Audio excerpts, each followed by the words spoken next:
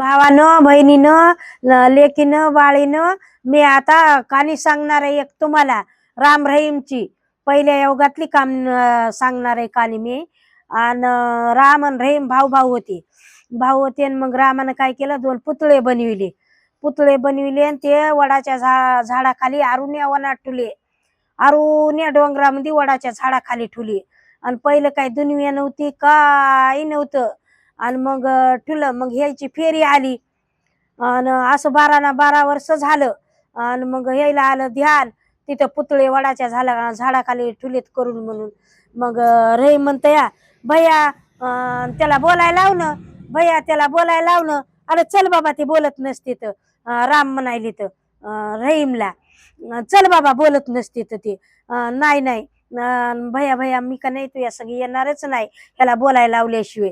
असं रहीमनं हाट घेतला आणि मग का नाही ते पुतळे बनविलेले होते, दोन बनविलेले होते. तर ते हाट घेतल्यावर मग रामानं काय केलं, त्या पुतळ्या म्हणली हवा सोडली. तेव्हा दुनिया नव्हती, काही नव्हतं. मग त्या पुतळ्यात हवा सोडली तर मग काय केलं, एक गडी केला आणि एक बाई केला. दोन पुतळे केले, एक गड्याचा आणि एक बाईचा. मग ते बोलत बोलत बोलत बोलत आता गडीन बाई झाले. मग त्यानं काय केलं, असं करीत करीत करीत करीत त्याची दुनिया झाली. एवढी दुनिया झाली, मग ती आपणच झालो. एवढी दुनिया झाली की मग ते काय म्हणले, ते मग ते रहीम ते राम ते मग ते राम म्हणतं या माझी दुनिया आहे आणि रहीम म्हणतं या माझी दुनिया आहे. मग जे आता ते मुताचे पुतळे करून वडाच्या झाडाखाली पारावर ठुले होते, तर मग ते आता राम म्हणते माझी दुनिया आहे, मी बोलायला लावली. मग ते रहीम म्हणते माझी दुनिया आहे म्हणते ते. असं करीत करीत त्यानं काय सांगितलं, तू म्हणले आता कोणाची दुनिया कोणाची नाही म्हणले, पुन्हा नाव घेते म्हणले, कोणाचं तरी रामाचं तरी घेते, नाही तर रहीमचं कोणाचं तरी नाव घेते म्हणले. तू काय कर म्हणले, दाढीचा केस उपटायचा म्हणले एक, आणि त्याचं गोदडं शिवायचं म्हणले तू. असं सांगितलं, ते रामानं सांगितलं त्या ह्याला, त्या कानाज धजेलला सांगितलं, तू दाढीचा केस रोजचं उपटायचा आणि रोजचं गोदडं शिवायचं म्हणले त्या दाढीच्या केसानं. तर मग ते गोदडं शिवायलं रामानं गाठ कुठे सांगितली, त्याला सांगितलीच नाही, गाठच सांगितली नाही. कानाजी धजेलला गाठच सांगितलं नाही. ते दाढीचा केस उपटून असं शिवाय गेलं की ती पुढेच उपसून चालय सुरुरुरु. मग ती गाठच सांगितली नाही रामानं. मग रामानं गाठ सांगितली नाही, तर मग त्याच्यामुळं त्याचं गोदडं काय शिवणं होईना झालं या. राम म्हणले तुझं जेव्हा गोदडं शिवणं होईन तेव्हा माझ्याकडे ये तू.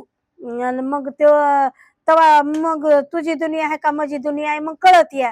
मग तुझं नाव घेतेत का माझं नाव घेतेत असं कळती म्हणले. तर ते म्हणले त्याला गाठ सांगितल्यामुळं त्याचं गोदडं काय शिवणं होईना आणि त्याचं काय हे होईना. देव तारीख द्यायले त्याला, राम तारीख द्यायले तर फलाण्या तारखेला ये तू, आणि तुझं गोदडं शिवणं झालं की मग तुझी दुनिया असली तर तुझं नाव घेते, माझी दुनिया असली तर माझं नाव घेते असं म्हणायले. तरी त्याचं गोदडं शिवणं होईना. देवानं काय त्याला गाठ सांगितली नाही, आणि दाढीचा केस उपटायचा आणि गोदडं शिवायचा असं सांगितलंय. पण गाठ काय रामानं सांगितली नाही ना, काय नाही. म्हणजे त्याच्यामुळं ते गोदडं शिवणं होईना झालंय आणि काय नाही, गाठ काय बसली नाही.